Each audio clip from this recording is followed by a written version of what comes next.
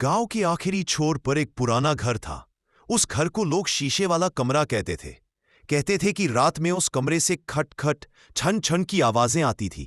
बच्चे वहां जाने से डरते थे, लेकिन टिंटू, पिंकी और गोलू नहीं। टिंटू सबसे चालाक था, पिंकी बहुत बहादुर और गोलू बस थोड़ा ज्यादा ही खाने वाला। एक दिन स्कूल से लौटते समय गोलू बोला, अगर वो कमरा सच में डरावना है तो वहां समोसे क्यों नहीं डरते। तीनों हंस पड़े और तय किया, आज रात रहस्य का पता लगाएंगे। रात को टॉर्च, बिस्किट और गोलू के लिए अतिरिक्त लड्डू लेकर वे घर पहुंचे। जैसे ही उन्होंने दरवाजा खोला, छन छन पिंकी फुसफुसाई आवाज आई। गोलू कांपते हुए बोला, लड्डू गिर गया, ये गलत संकेत है।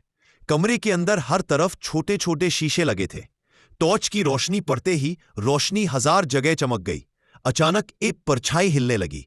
टिंटू चिल्लाया, कोई है यहां। तभी धपाक एक डिब्बा गिरा और उससे म्याऊं।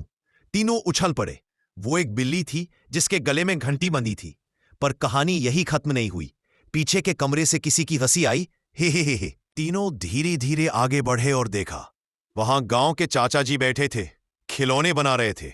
उन्होंने कहा, अरे बच्चों, मैं यहां खिलौनों में शीशे चिपकाता हूं।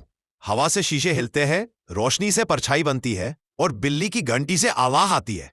गोलू ने राहत की सांस लेते हुए कहा, तो भूत नहीं था, मैंने बेकार में डर के मारे 2 बिस्किट खा लिए। चाचा जी ने बच्चों को रंगीन खिलौने दिए।